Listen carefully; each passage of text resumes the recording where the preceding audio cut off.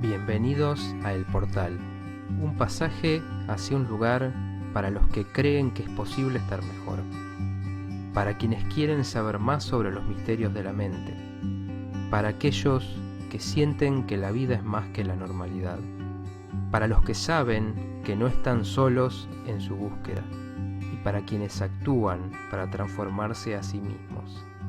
El Portal, psicología de otra dimensión.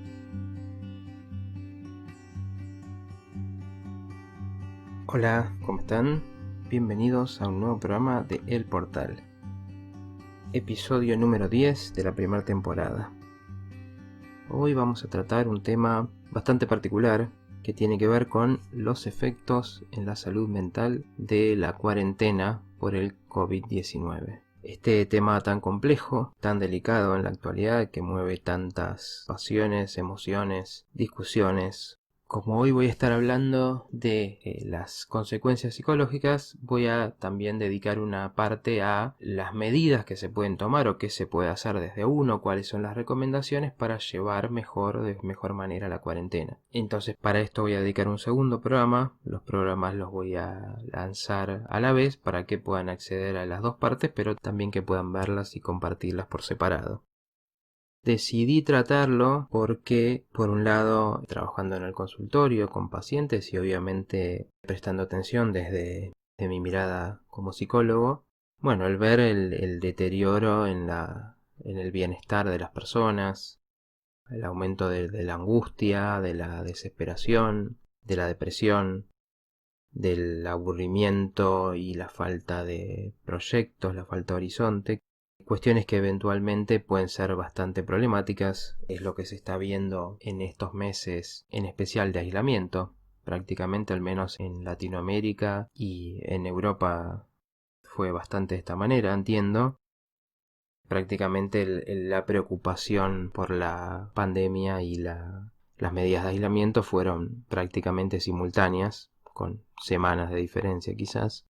Desde mi perspectiva, viendo esto, y viendo que hay una minimización muy grande de la salud mental, donde se ve que se considera que las consecuencias psicológicas de lo que está pasando son simplemente algo que hay que aguantar y hay que saber llevarlo, hay que soportar, hay que tener paciencia, no hay que quejarse porque las medidas son necesarias. Y bueno, desde quien entiende la salud mental sabe que una salud mental pobre acarrea muchísimos problemas, una pérdida enorme de la calidad de vida y también enfermedad, por distintas razones que después voy a ir explicando. Por esto es que me decido a buscar cuál era la evidencia que había a nivel científico, a nivel de estudios, sobre cuáles estaban siendo las consecuencias psicológicas de la cuarentena, como para, aportar a una mirada de la situación de la salud más amplia, porque una emergencia sanitaria implica tener en cuenta todos los factores que están en juego y a partir de ahí considerar las medidas. En el caso de la salud mental esto ha sido dejado muy de lado, de hecho los profesionales de la salud no son considerados trabajadores esenciales, por lo tanto no pueden atender presencialmente y tienen que atender por medios remotos y esto trae muchísimas dificultades, muchas personas no pueden acceder a eso.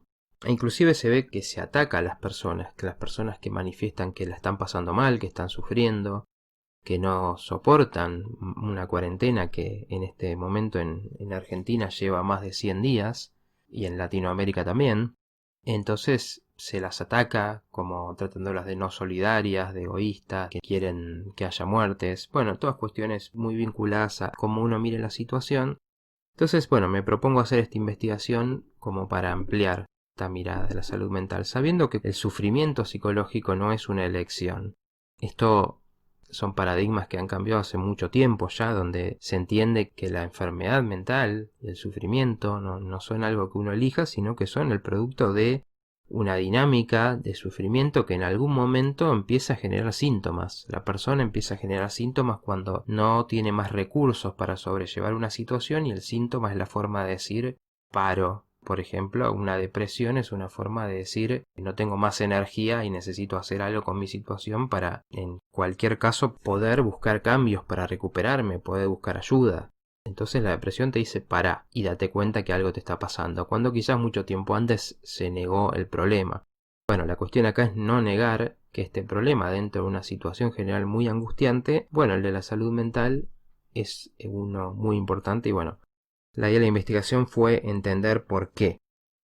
También es importante para esto hacer algunas puntualizaciones de cuáles efectos, porque obviamente en una situación como la actual, donde hay una pandemia y esta genera muchísimas preocupaciones, genera miedo, genera enfermedad, genera desbordes, genera que todo el mundo esté hablando de eso, esté pensando sobre eso. Los efectos psicológicos de esto y de las medidas que se van tomando a partir de esto son muy grandes y mucha gente en esto confunde lo que es la pandemia en sí, que sería una enfermedad que se dispersó por muchos países al menos, y la gravedad que ésta tenga, de las medidas que se toman a partir de esto, las medidas de contención que se toman, que no son las mismas y no son algo determinado, sino que cada país decide cuáles toma y de hecho ha habido muchísimas diferencias entre países entre qué medidas se toman y cuáles no. Entonces, para pensar cuáles son efectos específicos de una cuarentena.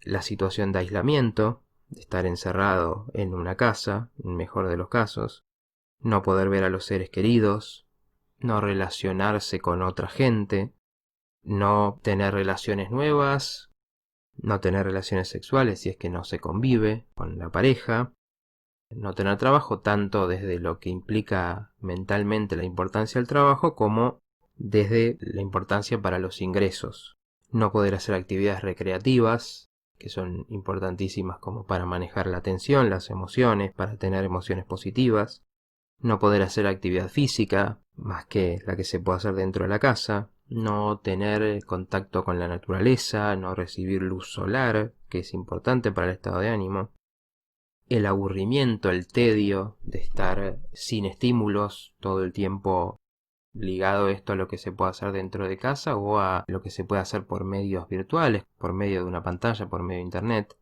los problemas vinculares, por tener una convivencia desnaturalizada, estando todo el día con las mismas personas, esto genera distintas tensiones que no aparecen normalmente en la situación de pareja o familiar, convivencia con los hijos, y todas las preocupaciones económicas, más allá de no trabajar, que es una cosa, sino de no estar pudiendo generar recursos, que es lo que afecta a la gran mayoría de las personas que no pueden trabajar, que ven sus sueldos recortados, que tienen miedo de que cierre y se pierda su fuente de trabajo.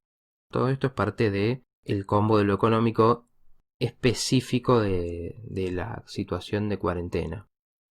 Cuando hablamos de la pandemia en sí, digamos una pandemia sin cuarentena, podemos pensar que hay miedo a la enfermedad, este es un factor importante, temor por la salud y el bienestar de los seres queridos, que se tienen que instalar rituales de limpieza excesiva, digamos algo nuevo por las medidas que se recomiendan y como una forma de atenuar el temor. Esto es un estresor de por sí, el tener que generar este nivel de limpieza y preocupación. Y especialmente el personal de salud, que es el que se confronta siempre ante una enfermedad con las situaciones de obviamente estar en la primera línea y estar atendiendo a las personas afectadas y conviviendo con su propio miedo a la enfermedad también, con los desbordes de los servicios. Y después las medidas que se toman, que no necesariamente son cuarentena, pero existen muchas medidas intermedias, que también generan suspensión de actividades, por ejemplo recitales, actividades deportivas, cierre de gimnasios, por ejemplo, cierre de lugares de noche, bueno, un montón de actividades que no se podrían realizar con ciertas medidas, suspensión de proyectos porque cambian, porque puede ser que se impidan viajes, porque puede ser que muchas cosas que uno tenía proyectado hacer no se realicen, entonces eso también es un efecto no necesariamente de la cuarentena. Todas las medidas de cuidado que pueden ser hacer actividades de la forma en la que en lo que se ha llamado como la nueva normalidad, con tomar distancia de las personas, con entrar a un supermercado y que haya una pantalla adelante del cajero, digamos, todas estas medidas que se toman, que el hecho de cumplirlas, el hecho de verlas es un estresor de por sí, una extrañeza con la realidad en sí, que todo cambia, el mundo cambió, la preocupación, el ver todo diferente, el desconcierto de eso, bueno, es algo también que es de la situación a nivel global. Y también el trabajo puede ser afectado con distintos niveles de medidas. Por ejemplo, si uno trabaja en un restaurante, bueno, las medidas van a afectar, por ejemplo, que no se puedan hacer grandes aglomeraciones. Esto va a afectar también a la fuente de trabajo. Quizás personas se quedan sin trabajo por esto. O sea, están muy afectadas las fuentes de trabajo más allá de la cuarentena en sí. Todo esto para entender bien la complejidad y que de alguna manera si uno quiere evaluar al aislamiento en sí tiene que poder diferenciar qué estresores y qué problemas vienen de una y de otra. Obviamente en la realidad esto actúa todo junto y es muy difícil de diferenciar. Aclararse estas diferencias como para poder empezar a pensar. Entonces me decido por esto a hacer una investigación de cuáles eran las evidencias. Y bueno, es una investigación que por suerte ha tenido muy buena recepción. El artículo fue leído más de 10.000 veces a esta altura. Y fue compartido en páginas de psicología, de salud mental. Y bueno, esto me alegra porque habla de que se le está dando importancia al tema. Y bueno, esto es algo que necesitamos pensar como comunidad, como sociedad, cómo abordamos este aspecto de todo lo que está pasando. Entonces se ve que hay gente preocupada por esto, ocupada, interesada en generar soluciones. Esto se viene viendo, hay muchas personas, muchos profesionales que vienen haciendo desde sus espacios, generando espacios desde la virtualidad como para apoyar y acompañar a la situación, para dar estímulos, para dar apoyo. Entonces la idea era compartir esta información. Dar herramientas para esto porque la información que sale sobre salud mental son artículos de prensa en general, esto lo investigué, que salen cada tanto hablando de las consecuencias por algún trabajo, tomando los resultados de algún trabajo. Bueno, entonces es información bastante incompleta, que no permite un panorama general. Investigando veo que hay algunos estudios en español, pero no demasiados, sino muy completos. Después mucho material que sí está en inglés, que es científico, que a veces es difícil. Las personas, la persona en general no accede a esto, están en revistas y en cuestiones especializadas. Entonces mi idea también era hacer un material que pudiera ser comprendido y compartido por cualquiera sin necesidad de esos conocimientos o ese acceso a lo académico, que artículos que en general muchas veces no son gratuitos tampoco. Bueno, ¿qué es lo que surge de esta investigación? En principio había artículos, uno en especial de la revista científica The Lancet, que investigaba lo que se sabía de cuarentenas anteriores. Hubo cuarentenas, por ejemplo, por el brote de SARS de 2003, de Zika recientes en los últimos años, donde permite eso hacer estudios de situaciones relativamente similares, pero diferentes también, porque en general las cuarentenas se trataban de medidas hechas para las personas infectadas y donde participaba el personal de salud dentro de esas personas en cuarentena. Por supuesto, eso es una situación muy diferente de la que se vive ahora. El grupo de personas que son diagnosticadas hoy en día están en esa situación, una situación similar a lo que reflejan estos estudios, y el personal de salud también, pero con una situación que tomó semejante dimensión social que el estrés y los temores uno debería pensar que son mucho mayores en este momento. Y así lo dicen los reportes, inclusive de suicidios de personal de salud o de situaciones emocionales extremas por estar viviendo toda esta situación en primer plano. Estos son los antecedentes que tenemos y que permitieron estudiar tiempo después cuáles son los efectos. Porque otro de los prejuicios que hay para quien quizás no entiende salud mental es decir, bueno, estos son algunos efectos que se sufren ahora, pero apenas se levanten las medidas se van a ir. En estos estudios reflejan que, por ejemplo, el personal de salud, que de nuevo era el más involucrado en estas cuarentenas anteriores, mostraba indicadores de depresión, abuso de alcohol y dependencia emocional 3 años después de la situación de cuarentena. En caso de personas que tenían antecedentes de algún trastorno de salud mental, se veían síntomas de estrés postraumático entre 4 y 6 meses después. se registraron después de la finalización del aislamiento. En el caso de los niños, en donde se hicieron ciertos estudios comparando, se encontró que un 28% de los niños tenían estrés postraumático contra 6% de un grupo control que no había estado en cuarentena. Entonces, bueno, es un porcentaje importante, ¿no? Casi un 30%. El estrés postraumático es una afección de salud mental que algunas personas desarrollan tras experimentar o ver algún evento traumático y que después de esto tiene síntomas como revivir la experiencia desde la imaginación continuamente, tener sueños, evitar situaciones o lugares que le puedan disparar algún recuerdo. Por ejemplo, en este caso podría ser evitar un hospital, sensaciones de hipervigilancia, ¿no? Que es un estado de alteración de ansiedad donde cualquier cosa te puede alterar, trastornos del pensamiento y la memoria, o sea, estar confuso, tener olvidos extraños o problemas para recordar, y bueno, un estado de ánimo afectado que aparecen inclusive un tiempo después de haber sufrido la experiencia traumática y se pueden mantener por meses o años, ir apareciendo intermitentemente dependiendo de la persona. En general requieren un tratamiento para superarse. El estrés postraumático, bueno, es un claro efecto de que cuando uno vive una situación muy estresante, esto deja secuelas mucho tiempo después. También las investigaciones mostraban que quienes sufrían pérdidas económicas durante la situación de cuarentena, o sea que su trabajo se había cortado o afectado, también eran quienes tenían mayores efectos por la preocupación extra que implica el que, además de lo que se está pasando, saber que la situación a futuro de subsistencia va a estar muy afectada. Bien, los estudios que se están haciendo en este momento, en general, mostraron que hasta un 70% de las personas tienen síntomas durante la cuarentena. Hay un estudio muy importante que hace el Observatorio Social de la Universidad de Buenos Aires en Argentina, que muestra que entre los primeros 10 días de la cuarentena y los 50 días, a los 50 días se habían duplicado los síntomas de las personas. Por lo tanto, eso habla de cómo el efecto se va acrecentando con el tiempo. Y concluye que de este porcentaje 70% con síntomas, un 5% requerirían tratamiento complejo.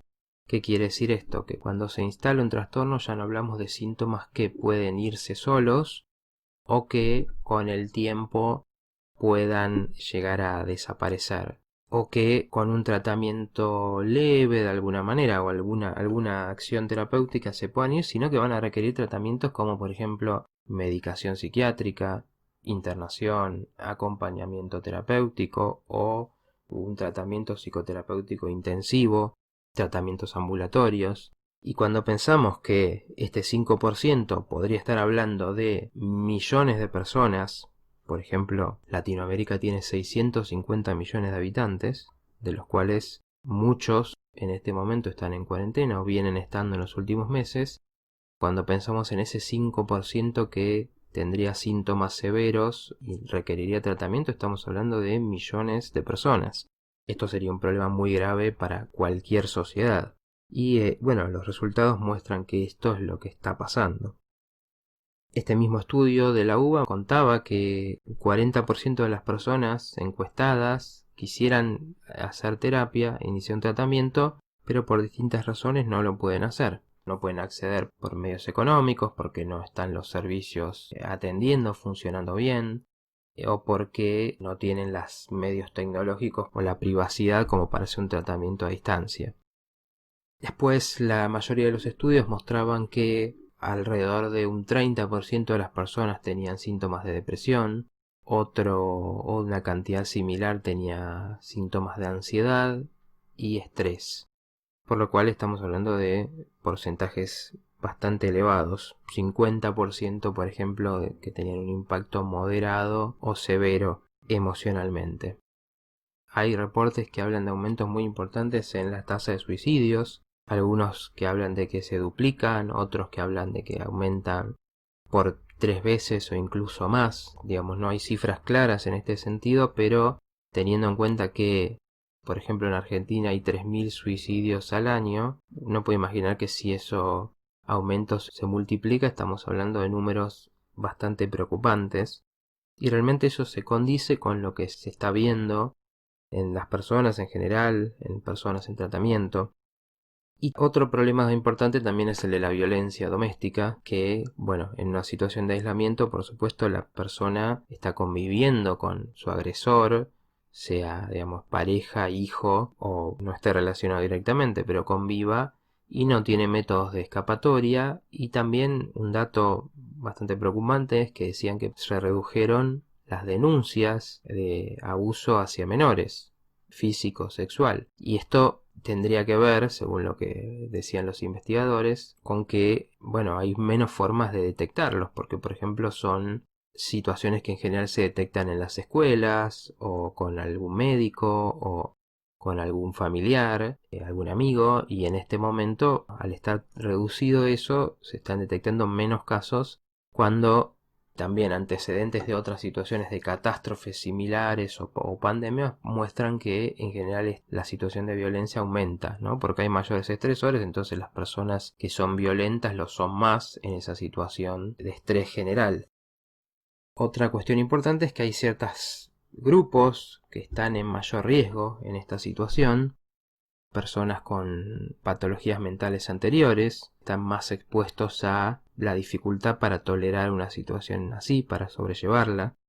Las personas mayores de 60, que en este momento son las señaladas como las más vulnerables. Los niños y adolescentes por no tener los mismos recursos para sobrellevar una situación así, porque les cuesta mucho más esto de no tener vínculos, de no tener actividades recreativas, les cuesta más que a los adultos, entonces es esperable que los efectos en ellos sean más graves. Todas las personas que tienen problemas económicos a raíz de la situación, porque no es solamente la situación, sino el panorama que quedará luego de esta, las preocupaciones en la supervivencia y demás. Y bueno, obviamente quienes son diagnosticados con la enfermedad sufren un estrés también muy superior por el temor a lo que les pueda pasar, sumado a todo lo demás, ¿no? Toda la situación de aislamiento, y que además las personas son aisladas de forma más restrictiva en algún hospital, en un hotel, y entonces son situaciones muy traumáticas. Otro aspecto interesante a considerar es que, bueno, este estudio, uno de los estudios mostraba que solo el 50% de las personas hacía alguna de las actividades recomendadas, como por ejemplo hacer ejercicio, hacer yoga, meditación, y que por otro lado aumentaban hábitos insalubres como fumar, comer, tomar alcohol. Lo que habla de que, bueno, más allá de las recomendaciones que se intentan dar para sobrellevar mejor, bueno, muchas personas no las pueden poner en práctica o no las ponen en práctica por diferentes razones, porque muchas veces esos cambios requieren seguimiento, ayuda, acompañamiento, y es algo que es muy difícil de aplicarlo solo. Las personas no sabemos cómo llevar una situación completamente nueva y desconocida, y se va aprendiendo sobre la marcha de alguna manera.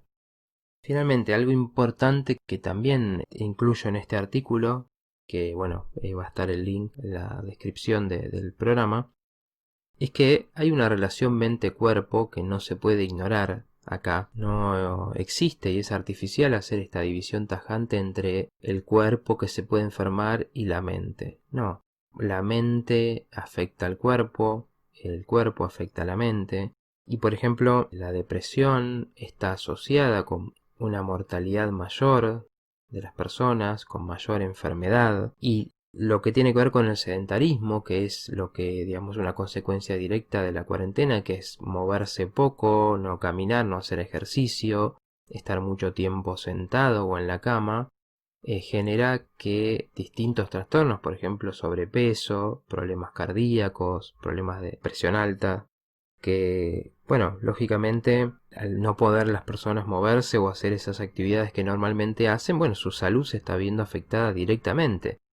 Y eso también deja a las personas más vulnerables ante cualquier patógeno. Está muy estudiado también, y esto uno lo observamos también como profesionales, que las emociones positivas ayudan a una mejor salud, y que las emociones negativas, la preocupación, la depresión, la ansiedad, que son los síntomas más observados, el estrés constante, que es un estado de preocupación y de alteración constante, tienen efectos sobre la salud, donde aparecen más enfermedades respiratorias, cardíacas.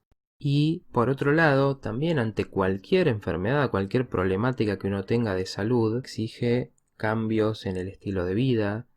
Por ejemplo, si una persona tiene problemas cardíacos, se le va a recomendar hacer ejercicio, cuidarse con las comidas, cuidarse de tener emociones fuertes. Y esto, fíjense cómo los médicos entienden que está esta conexión entre lo emocional y, por ejemplo, las problemáticas cardíacas.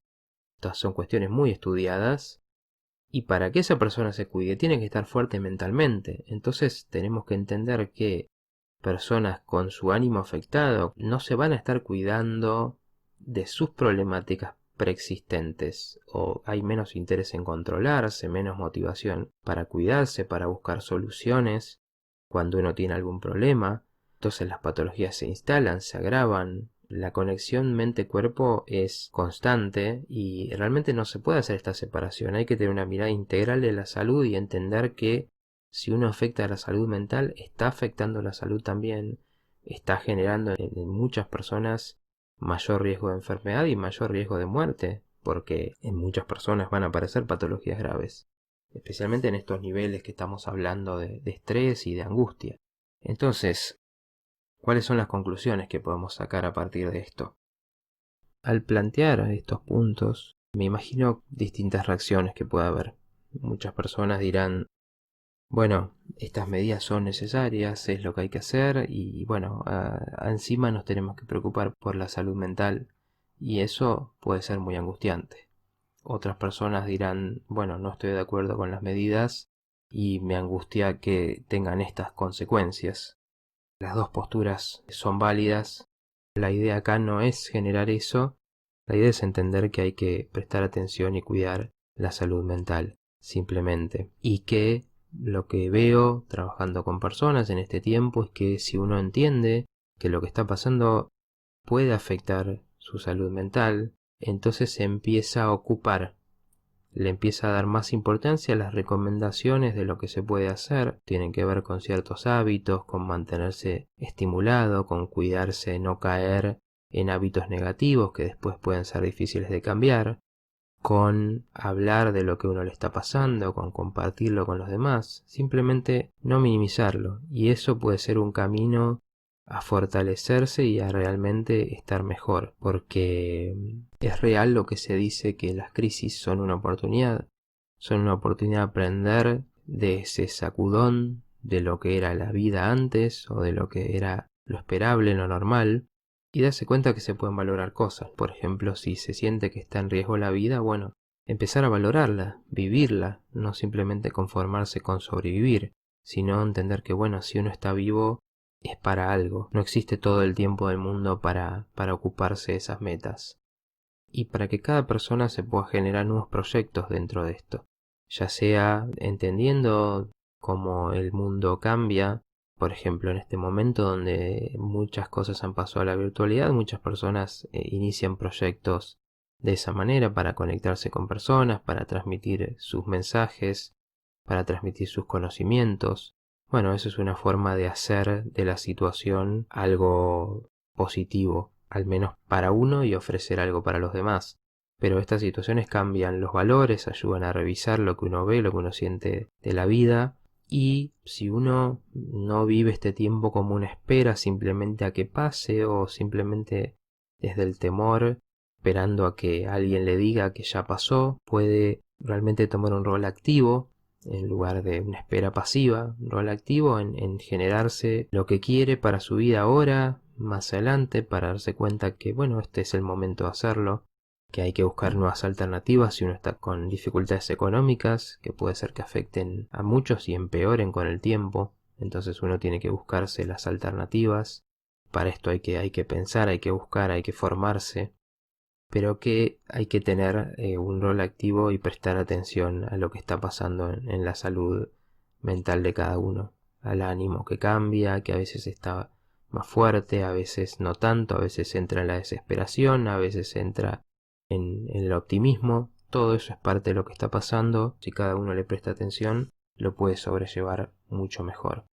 Desde acá el mensaje es para entender que la vida y la salud son todos los aspectos, no solo uno, nunca solamente una enfermedad, y que bueno, este es otro espacio, como siempre lo digo, para generar alternativas, para generar soluciones, y estoy abierto a sugerencias también de qué podemos hacer, a generar espacios grupales quizás para sobrellevar la situación. Y bueno, para eso están los contactos que como siempre van a estar en la descripción para quien me quiera escribir, para quien me quiera comentar, sugerir cosas, así como el artículo en el que están todas las fuentes de lo que les comenté hoy. Por hoy me despido. En el siguiente programa, como les decía, vamos a profundizar mucho más en qué se puede hacer en esta situación para sobrellevarla, las recomendaciones que se dan y algunas personales de lo que yo vengo observando.